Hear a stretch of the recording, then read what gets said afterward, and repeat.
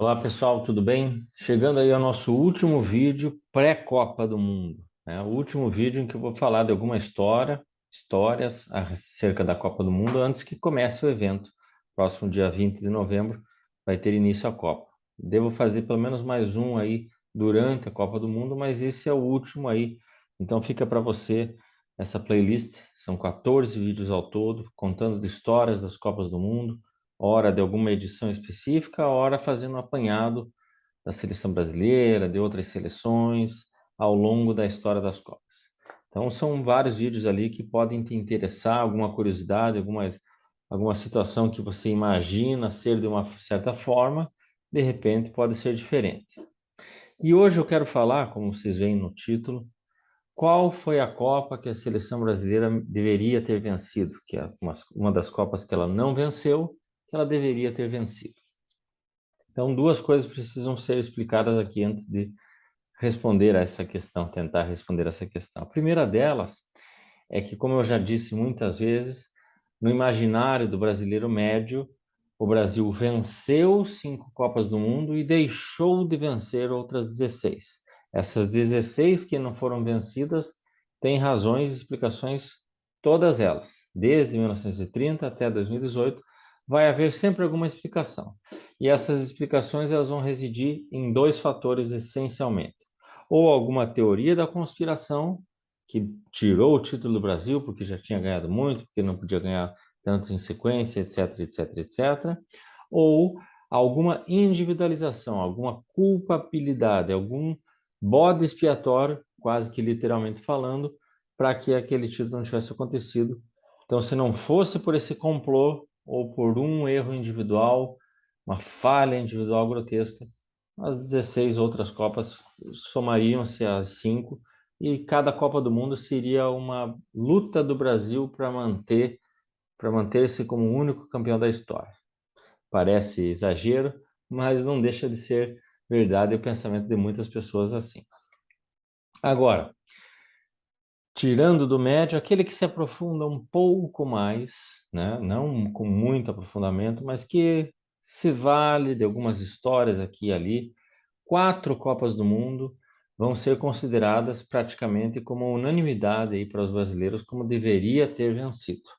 Não venceu e deveria ter vencido. Então, dessas 5 Copas, você não questiona, mesmo 62, fica aí a dica do vídeo qual foi a Copa mais roubada da história, em que a Copa de 62 é muito evocada e é uma Copa que realmente é extremamente questionável sobre vários aspectos. Mas você não tira nenhuma das 5 e você acrescenta outras 4. A Copa de 50, de 78, 82 e 98. 50, eu já fiz um vídeo específico, assim como 98. Essas duas Copas possuem vídeos especiais acerca delas e lá eu desmonto essas ideias bobas, né? A meu ver, bobas de que o Brasil deveria ter vencido e não venceu porque foi muito soberbo, porque achou que já ganhou, e também com o Barbosa, né? Ou seja, falha individual, mais a soberba em 50 e em 98 a teoria da conspiração, né? Que foi comprado pela França, além do bode expiatório do Ronaldo Fenômeno ali. Então essas duas, no imaginário do brasileiro, somadas a 78 e 82. 78, complô, né? A Argentina comprou a Copa, comprou a seleção peruana, etc, etc. Sobre 78, eu não tenho um vídeo acerca de 78, mas ela é mencionada em qual foi a Copa mais roubada da história e também faz parte do vídeo que diz o Brasil deveria ter 5 Copas do Mundo, acredito.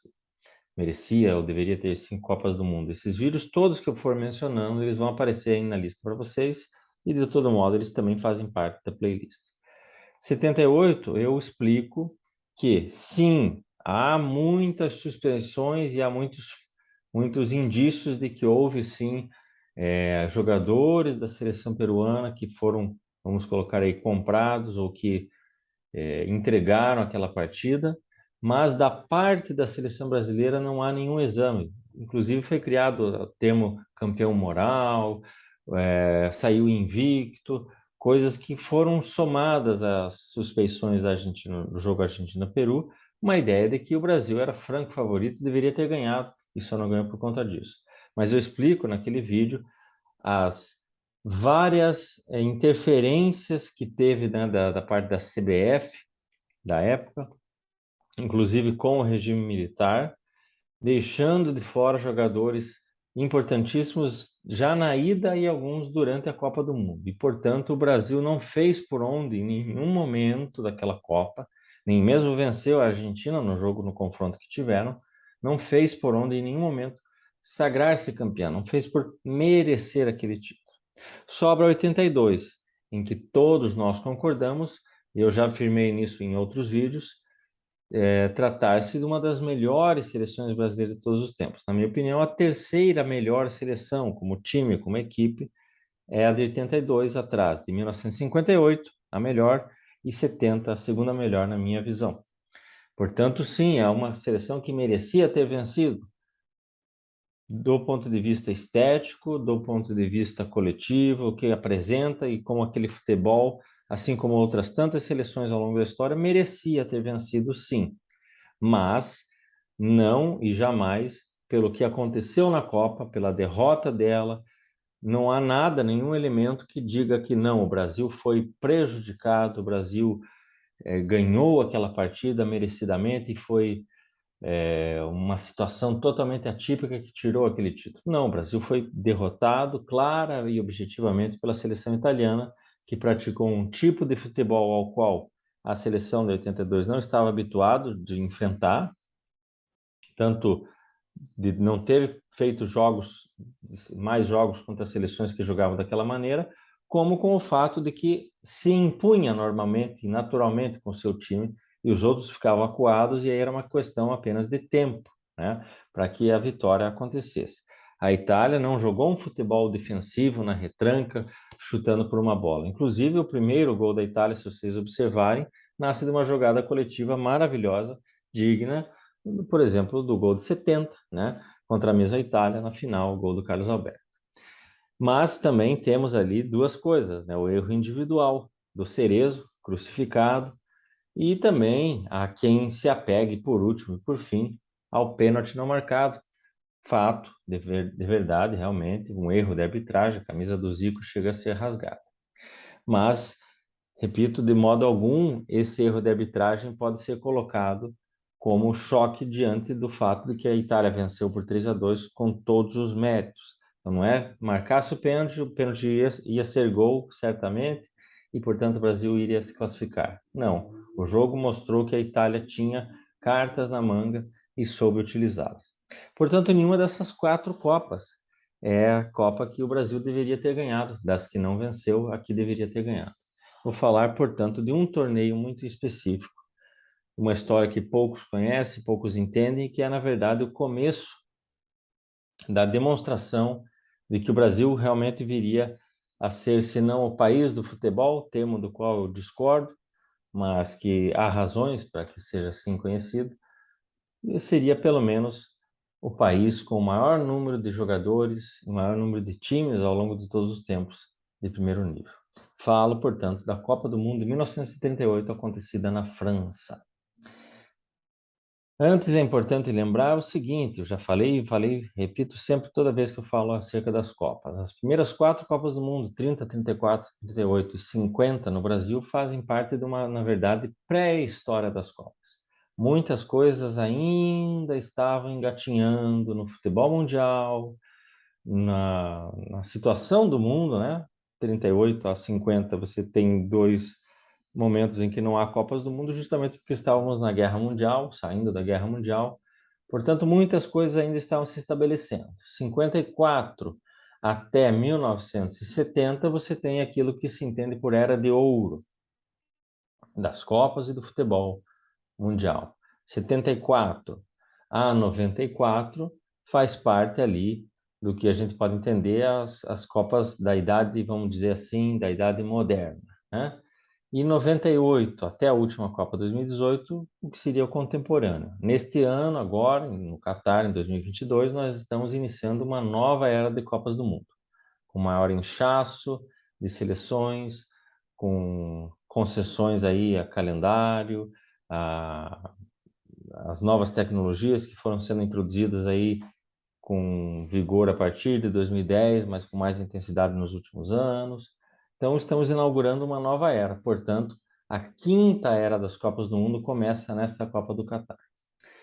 Então, feito essa contextualização, entendido que 38 faz parte da pré-história das Copas, vamos falar daquela seleção, sobretudo falar daquela campanha e de algumas situações pontuais que aconteceram ali e que, na minha visão, sim, essa era a Copa que o Brasil deveria ter vencido, mas não estou dizendo absolutamente que foi roubado, que esse erro de arbitragem que nós vamos falar aí justifique a taça tem que passar para o Brasil, mas que num imaginário, na minha visão, se o Brasil precisa ter 5 Copas do Mundo no seu cartel, certamente tiro 62 e colocaria 38 no lugar, né? Muitos de nós fariam uma troca simples, que é 82 em 94, mas aí é por uma questão estética, repito, por uma questão de preferência, de futebol mais bonito, mais bem jogado, mais a ver com a identidade do Brasil. 94 foi uma renúncia, mas em que pese alguns errinhos de arbitragem ali que favoreceram o Brasil, sobretudo nas quartas de final, e algumas situações bem questionáveis ali para a semifinal, mas no geral foi uma campanha correta, uma campanha muito eficiente, com o Romário destacado. Temos aí o vídeo especial, né? Se o Romário ganhou sozinho a Copa de 94, mas repito, seria apenas uma questão estética. Eu prefiro 82 que tivesse ganhado e 94 não. Com certeza, acho que todo mundo concorda com isso.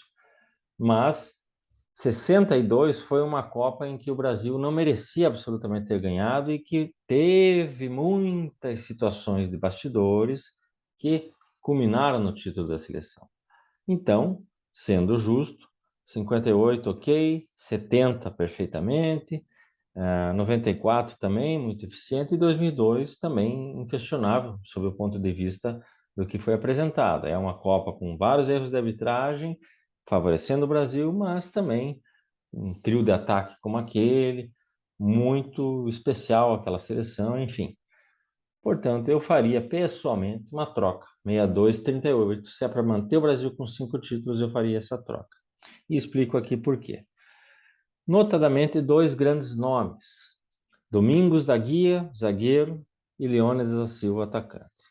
Esses são os 2 mitos iniciais da seleção brasileira em Copas do Mundo. Os primeiros 2 mitos do futebol brasileiro são Neco, do Corinthians, e Arthur Friedenreich, que jogou pelo São Paulo também.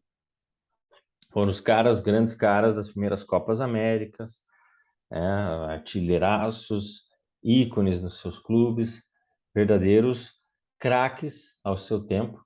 Mas aí, a partir desse começo, esse princípio, né, da profissionalização do futebol nacional em 1933, essa questão com as Copas, os primeiros mitos do futebol brasileiro, portanto, nessa fase pós-Copa do Mundo, são Domingos da Guia e Leônidas da Silva, que estavam juntos nessa Copa de 1938 e são protagonistas. O Leônidas, do ponto de vista ofensivo, naturalmente, foi o grande craque, a força motriz daquela seleção. Em último caso, a razão também por que o Brasil não venceu, já vamos falar sobre isso. E Domingos da Guia, um portentoso zagueiro, talvez aí o melhor zagueiro da história do futebol brasileiro, né? Eu colocaria ele num pódio histórico: Bellini, o Aldair e ele, como os 3 grandes zagueiros da história do Brasil.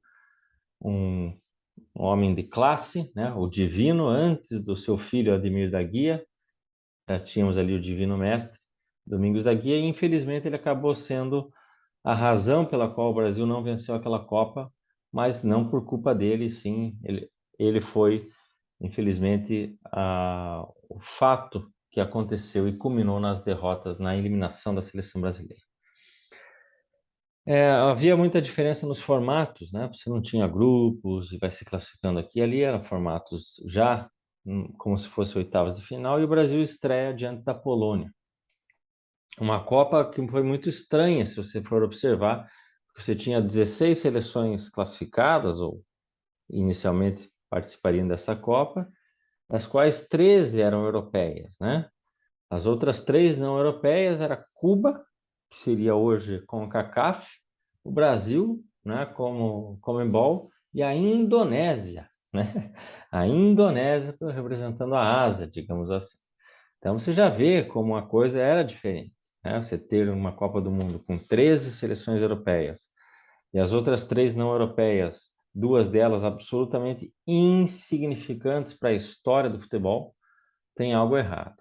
Motivo pelo qual, por exemplo, a Espanha não esteve, que nós já falamos, guerra civil na Espanha. Motivo pelo qual a Argentina e o Uruguai não se fizeram presentes foi um boicote declarado, porque a primeira Copa havia sido no Uruguai, a segunda foi lá na Itália, na Europa. Era para ter um rodízio e novamente retornar à América do Sul. Havia promessa de que seria na Argentina e na última hora eles, não, vamos homenagear o Gilles Rimet, a França, etc, etc, etc, etc, e acabou ficando lá a Copa e a Argentina e o Uruguai, em solidariedade, não foram, estariam classificados, mas decidiram não jogar. Também acontece a situação com a seleção da Áustria, né?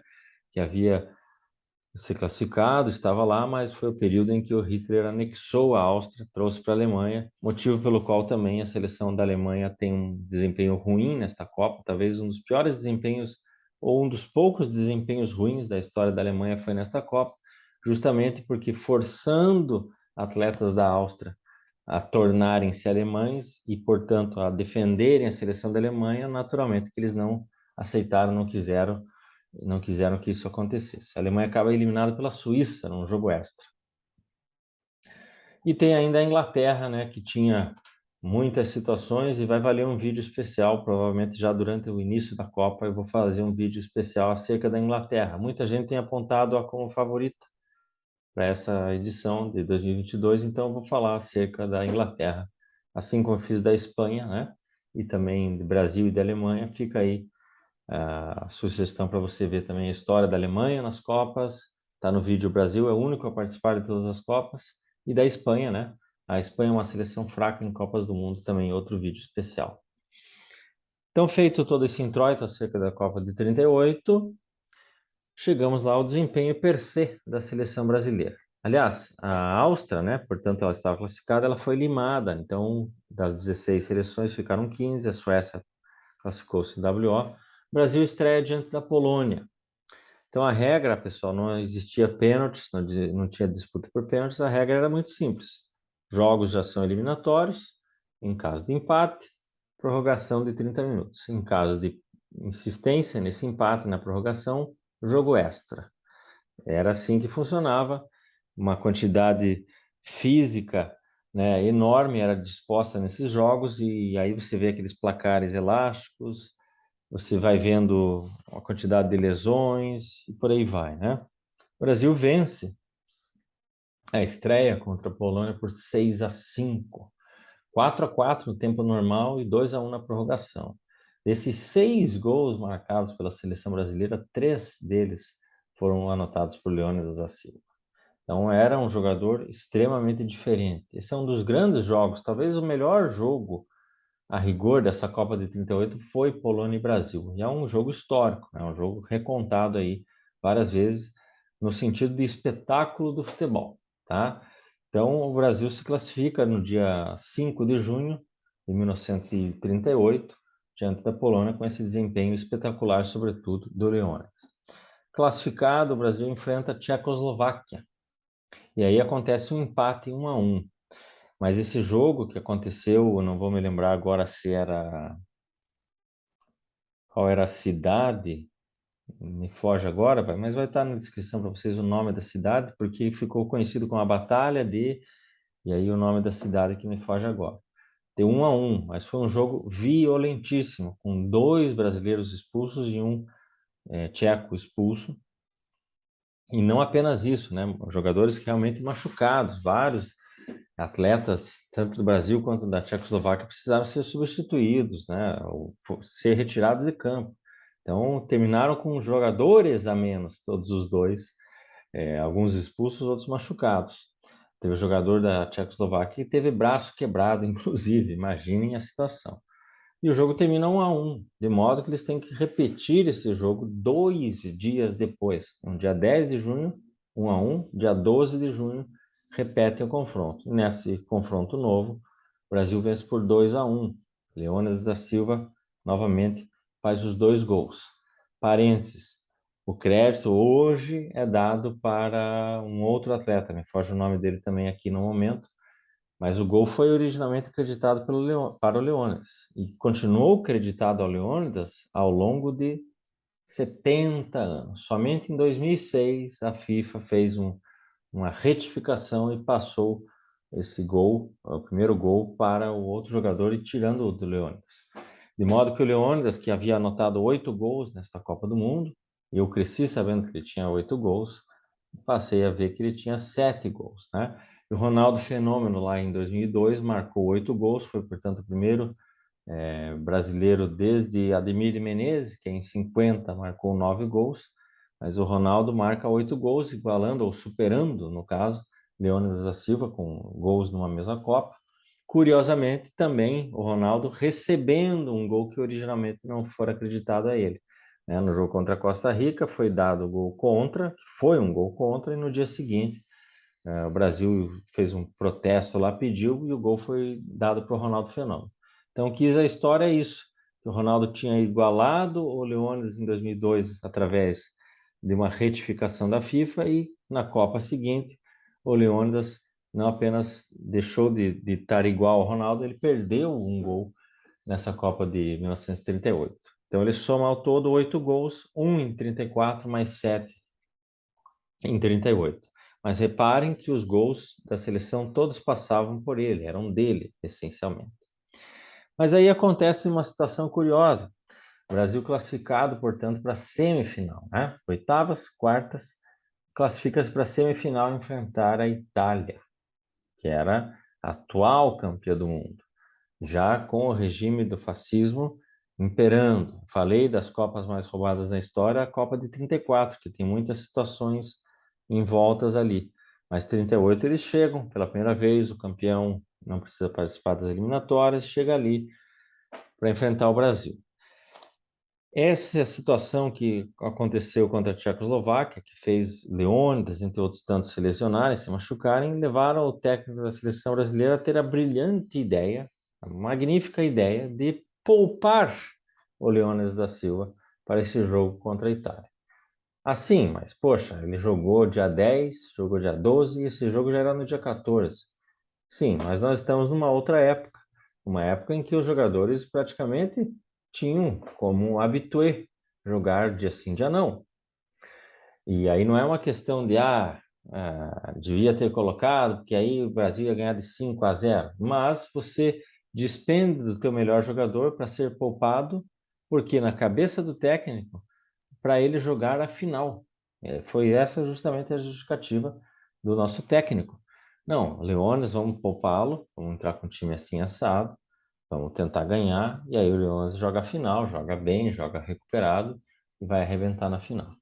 Aconteceu que o Brasil perdeu de 2-1 para a Itália e teve que decidir o terceiro lugar contra a Suécia, no qual o Leônidas entrou, o Brasil venceu por 4-2, 2 gols dele. Então, o técnico tinha sua razão de pensar que dali 2 dias ele teria uma performance melhor, né? Então, ao todo, dos 14 gols marcados pela seleção, 6-5, 1-1, 2-1, 1-2 e 4-2, dos 14 gols, 8 foram anotados pelo Leônidas, tirando esse gol que foi acreditado a outro, metade dos gols foram anotados por ele. Uma performance exuberante, fantástica. Mas aí vamos para esse jogo contra a Itália. O que aconteceu de específico? E sem Leônidas, a seleção já entrou com um pouco a menos, né? Uma chance a menos, né? Mas o fato é que durante o jogo, o primeiro tempo foi um 0-0 bem mantido, o Brasil tinha futebol para enfrentar a Itália, Itália que tinha sido não apenas campeã de 34, mas também campeã olímpica de 36. E o Brasil enfrentou de igual para igual, sofre um primeiro gol aos 11 minutos. Poucos minutos depois, uma bola que estava, aquilo que nós chamamos de fora de lance, né? A bola estava lá 40 metros, segundo relatos dos jornais, 40 metros distante dessa situação.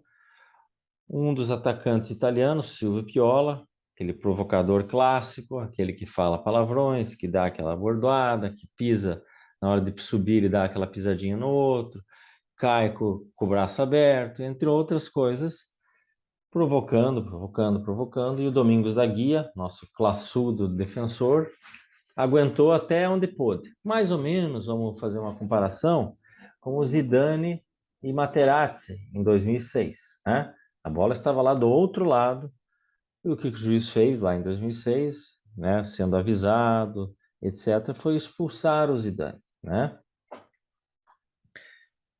O que aconteceu em 38, uma situação muito parecida, é o próprio Domingos da Guia, eu vou deixar aí para vocês o vídeo dele falando sobre esse episódio. Domingos da Guia dá aquela na perna do cara, né? Dá aquele chute no cara ali. Isso não é negado em momento algum. Porém, o juiz cola nos dois, e como o Domingos da Guia fala, ele falou em húngaro, e aí ele entendeu assim, né, que tinha que estar saindo e foi se retirando de campo. Ele pensou, né, vai expulsar nós dois, foi uma briga ali, uma situação, nada a ver, né, fora de jogo, mas infelizmente, né, eu agredi, temos que sair os dois. E ele foi saindo e viu que o bandeirinha sinalizou para ele, apontou, mostrou alguma coisa. Domingos não tinha sido expulso. O juiz apenas decidiu marcar uma penalidade máxima. E ali a Itália acaba fazendo seu 2-0. Jamais para a reta final o Brasil diminui. Então esse lance, ele é um lance histórico, é um dos lances em que objetivamente a seleção brasileira foi prejudicada pela arbitragem, um dos poucos lances, é importante nós lembrarmos, em que houve o Brasil foi prejudicado. Nenhum desses lances que eu menciono aí, dá para você dizer, não, mas esse pênalti não deveria ser marcado, portanto, estaria 1-0 e o Brasil empatou 1-1 e teria que ter prorrogação. Não, as coisas não são tão simples assim. Mas o fato é que o Brasil tomou o segundo gol de um pênalti absolutamente absurdo, sem propósito nenhum de ter sido marcado e que só pode ser jogo de cartas marcadas, ora por influência, né, do fascismo, o que seja. Detalhe para a frase a Hungria, né, que fez a final contra a Itália, teria o goleiro húngaro dito o seguinte: eu tomei 4 gols, mas salvei a vida de 11 italianos, porque supostamente havia, né, vitória ou morte, dito pelo Benito Mussolini. Então, os italianos precisavam vencer e talvez muito desses esquemas tenham a ver com isso, né? Agora, não posso dizer também, de forma alguma, que essa Copa foi comprada, foi acertada. Eu não selecionei ela entre as 5 mais roubadas da história justamente por isso. Mas houve sim um erro de arbitragem clamoroso que prejudicou o Brasil, assim como outros que você pode mencionar na história, né? No entanto, a balança, é importante que nós digamos, é muito favorável à seleção brasileira no que tange a erros de arbitragem, sem pensar aqui, só citando os jogos que eu lembro, Copas e que eu lembro de jogos específicos. 1950, 62, 70, 86, 94, 2002, 2006, 2010 e 2014. Em todas essas Copas, algumas vencidas, outras não, em todas essas Copas o Brasil teve um, dois ou mais erros de arbitragem que lhe favoreceram em uma ou mais partidas, não apenas em uma. Mas o reverso também aconteceu, como na última Copa, 2018, diante da Suíça, um erro clamoroso de arbitragem, como em 82, esse pênalti não marcado para o Zico. Na de 78, dá para nós dizermos que aquele escanteio contra a Suécia no jogo de abertura, né? Não dá para dizer que seja um erro de arbitragem, mas que é um lance que fatalmente o Brasil foi prejudicado. E esse de 38, talvez o mais emblemático, por ser aquele em fase mais aguda e que culminou na derrota e que uma geração gigantesca, né?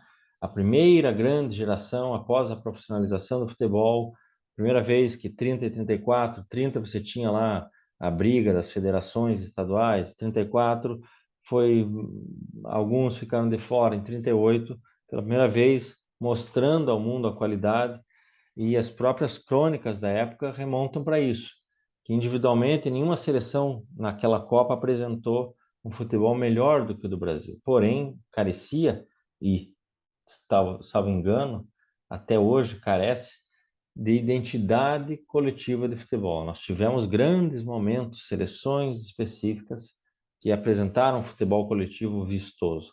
Mas, no mais, o Brasil sempre foi um país de muita individualidade e pouco pensamento coletivo, de uma forma geral, e de pouca preparação específica como time, como tática, né? E é isso a razão pela qual, nas 16 outras Copas do Mundo que o Brasil não venceu, ele foi superado por seleções que apresentaram um futebol coletivo superior, além de aqui e ali alguns gênios que também despertam-se em outros países. Então, na minha visão, a Copa que a seleção brasileira deveria ter vencido era de 38 e absolutamente não deveria ter vencido a Copa de 62. Mas, aquela frase que eu sempre digo e repito, a história não é o que poderia nem o que deveria ter sido, mas é o que ela foi. O Brasil foi campeão em 62 e em 38 foi eliminado nas semifinais. Beleza, pessoal? Um abraço a todos.